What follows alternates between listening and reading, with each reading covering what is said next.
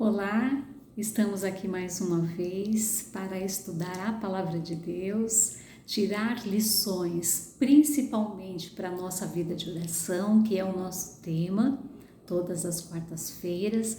E nós então estamos lendo o Salmo 139, baseado no Salmo 139, tirar algumas lições, lições essas que vão nos ajudar a saber, por exemplo, como orar, o que orar, quando, fazer isso. Então, a palavra de Deus, ela está nos ajudando a moldar, a conhecer um pouco mais sobre Deus, a quem nós falamos, a quem nos dirigimos em oração, a aprendermos um pouco mais sobre nós e assim podemos ter um momento de oração de melhor qualidade.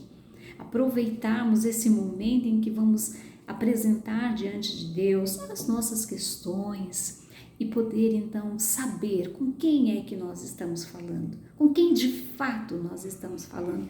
E o Salmo 139 está nos ajudando a compreender melhor isso.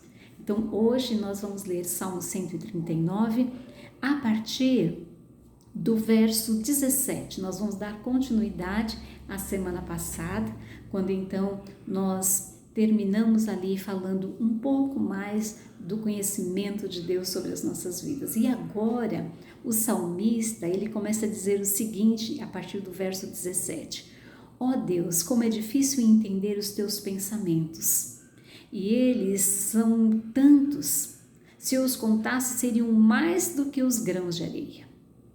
Quando acordo, ainda estou contigo. Ó Deus, como eu gostaria que tu acabasse com os maus, gostaria que os homens violentos me deixassem em paz. Eles falam mal de ti, contra ti falam coisas ruins. Ó Senhor Deus, como eu odeio os que te odeiam, como desprezo os que são contra ti. Eu os odeio com todas as minhas forças, eles são meus inimigos. Ó Deus, examina-me e conhece o meu coração, prova-me e conhece os meus pensamentos, vê se há em mim algum pecado e guia-me pelo caminho eterno. Bem, ele termina falando, ó Deus, examina-me. E lembra que no verso primeiro ele fala assim, ó Senhor Deus, tu me examinas e me conheces. Então ele começa fazendo essa afirmação no Salmo 139 e ele termina aqui no verso 23, falando que Deus, já agora não só afirmando que Deus examina, mas pedindo que Deus examine. Então olha que interessante, né? Ele começa falando que Deus examina e termina falando para Deus examinar.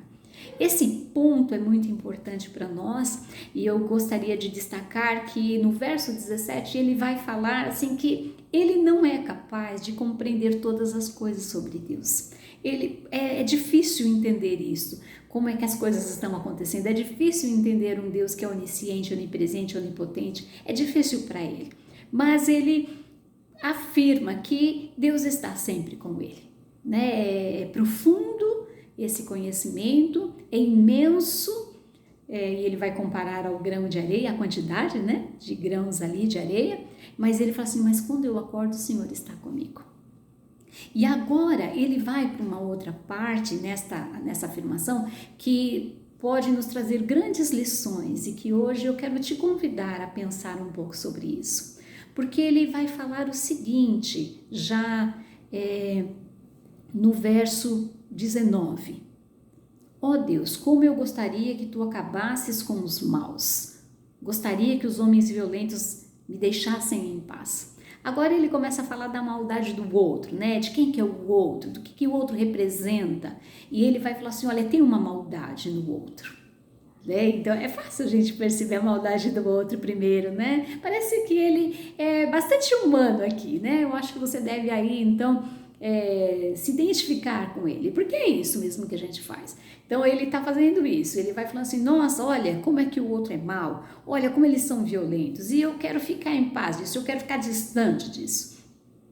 E ele segue dizendo assim, agora ele está falando que tem homens violentos, que tem pessoas ali ruins, né, que ele quer ficar distante, e ele vai falar que essas pessoas são tão ruins que elas falam mal de Deus. Então é como se ele convidasse Deus para participar e ver que o outro também é mau. Olha o que ele fala, eles falam mal de ti, contra ti falam coisas ruins. E como se ele fosse, olha, você está vendo o que eu estou vendo, né? Você está vendo que o outro é bem ruim? É muito interessante isso, porque o ser humano é fácil, ele enxerga fácil o erro dos outros, né? E aí ele segue no verso 21 e fala assim, ó Senhor Deus, como odeio os que te odeiam. Então agora ele começa a aparecer, né, como uma pessoa que tem sentimentos, e olha que sentimentos são esses. Ele diz o seguinte, como eu odeio os que te odeiam. Então parece que ele só odeia o outro porque o outro odeia Deus. Então é como se ele tivesse um bom motivo para odiar o outro. E ele fala assim, olha, eles falam mal de você, então ele fala assim, olha, eu desprezo os que são contra ti, olha, eu tenho uma certa ojeriza desse povo aí que fica falando mal de ti. Mas no verso 22, ele vai se abrindo um pouco mais e ele diz, eu os odeio com todas as minhas forças, eles são meus inimigos. Olha, que força é essa que tem o ódio, né? Porque ele fala assim, eu os odeio com todas as minhas forças, ou seja, tem muita força dentro de mim operando nesse sentimento, né? Nessa força de ódio, né? A psicanálise chamaria aí talvez de pulsão de morte. Então ele tem uma força muito grande, então aquela pessoa ali movimenta dentro dele sentimentos dos quais ele não tem muito controle, porque ele diz o seguinte, eu os desprezo, né?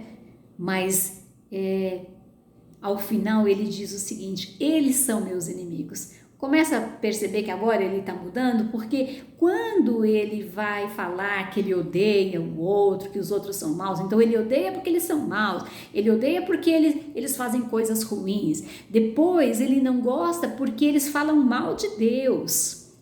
E agora ele começa a afirmar de que eles são inimigos dele. Então agora parece que está mais transparente, parece que o salmista neste momento, ele não só está falando do outro para com Deus, mas agora ele está começando a falar dele. Ele tem um sentimento aqui que é terrível. Então esta é uma das lições que eu tiro deste salmo, é que quando ele começa a apresentar Deus, quem é Deus, como é que Deus está presente nas nossas vidas, do conhecimento que Deus tem ao nosso respeito, ele vai se abrindo para uma possibilidade de se mostrar diante de Deus do jeito como ele é. É óbvio que o começo dessa conversa parece que ele vai jogando meio só culpa no outro, e naturalmente nós fazemos isso. Mas à medida que ele vai conversando com Deus, e olha as possibilidades de uma conversa com Deus, à medida que ele vai falando para Deus, né, dessas pessoas que ele não gosta, dessas pessoas que também não gostam de Deus, agora ele se aprofunda no seu sentimento, ele vai se abrindo diante de Deus, desse Deus que sabe todas as coisas, para dizer o seguinte, eu os odeio demais, ou seja, eu estou com esse sentimento aqui que está inundando o meu ser, e eles, na realidade, eles são meus inimigos. Eles são pessoas que eu não gosto porque eles são contra mim. Então, ele vai se abrindo diante de Deus, ele vai se mostrando os seus sentimentos, ele vai mostrando para Deus quem ele é. Até porque não dá para esconder, não é verdade? Então, se não dá para esconder, por que não falar? Então, olha que possibilidade maravilhosa quando então nós sabemos quem é Deus. Quando nós conhecemos quem é Deus, quando a gente sabe quem é o Senhor, nós podemos então nos abrir diante de Deus. Neste momento, poder falar quem nós somos, porque não dá para fugir mesmo. Não dá para fugir da sua compreensão ao nosso respeito. Por que ter uma conversa com mentiras? Então ele vai se abrindo, ele vai se apresentando diante de Deus, ele vai falando essas coisas para o Senhor e ele vai dizendo quem ele é de verdade. É nesse momento que Deus pode operar. Então o Senhor está nos convidando na leitura desse salmo que eu e você sejamos mais transparentes diante de Deus e possamos então falar quem nós somos de verdade. para que então Ele possa fazer algo ao nosso respeito. Enquanto nós não admitirmos quem nós somos, não tem cura, não tem renovação, não tem transformação. E é isto que o Salmo está dizendo, ele vai caminhando para isso de uma forma muito bonita de se ver, né? Da qual todos nós devíamos nos identificar, porque é exatamente isso que nós fazemos. Então, que nós possamos aprender essa lição. E a segunda lição está nos próximos versos, porque quando então ele se abre diante de Deus, quando ele fala a verdade sobre si diante de Deus, então ele é capaz agora de melhorar ainda mais essa situação que ele tem diante do Senhor, quando então ele fala: ó Deus, examina-me e conhece o meu coração. Prova-me e conhece os meus pensamentos, vê se há em mim algum pecado e guia-me pelo caminho eterno. Então, neste momento, ele fala assim: Senhor, olha, esse sou quem eu sou, eu tenho raiva, eu tenho ódio, se eu pudesse eu destruía todos eles, eu não gosto deles, e eu não gosto deles principalmente porque eles são meus inimigos, eles têm feito coisas contra mim, mas eu gostaria, agora que eu me abri, que o Senhor pudesse me examinar, que o Senhor pudesse olhar dentro de mim, que o Senhor pudesse ver o que está dentro do meu coração e olhar os meus pensamentos e ver se está tudo bem, e ver se não tem nada para acertar, se não precisa nada, que não precisa haver um ajuste no meu coração, nos meus pensamentos, nas minhas atitudes. E ele chega ao ponto de falar, vê se há em mim algum pecado. Há algum pecado nisso? Algum pecado nesse ódio? Algum pecado de querer estar distante das pessoas? Algum pecado nisso que eu estou passando diante do Senhor? Então só Deus vai poder fazer isso e avaliar, não como nós costumamos fazer, né? Quando alguém faz alguma coisa que a gente não gosta, a gente fala que é feio, que é horroroso. Não, é nesse momento então que Deus vai nos curar. E geralmente Ele vai nos curar de nós mesmos, desses sentimentos que vão invadindo a nossa vida e transformando os sentimentos numa prática diária de ações contra o outro, mas que acabam retornando para nós. Então são ações, por exemplo, de raiva do outro, de ódio para o outro. E a gente não percebe que esses sentimentos, então, vão tirando o melhor de nós, vão tirando a nossa paz, vão tirando a nossa alegria, vão tirando as nossas possibilidades de bons relacionamentos, vão nos impedindo de evoluir, de crescer, de amadurecer.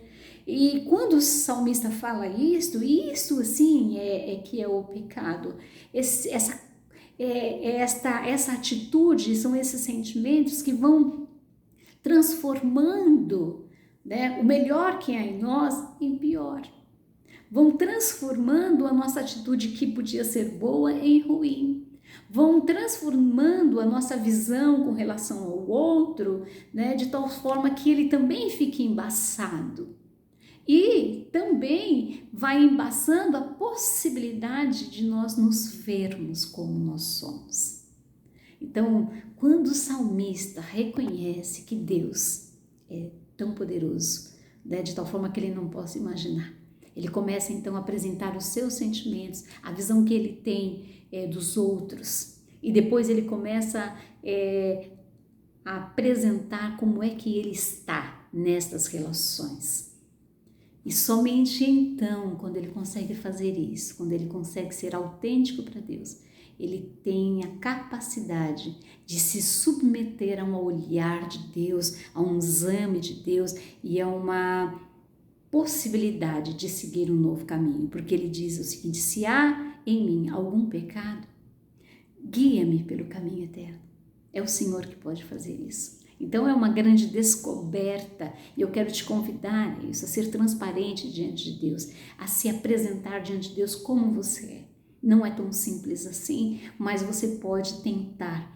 E quando você tentar, você vai ganhar de Deus esse exame com amor, com carinho, te possibilitando então seguir um caminho eterno, um caminho bom, um caminho muito produtivo. Que Deus te abençoe.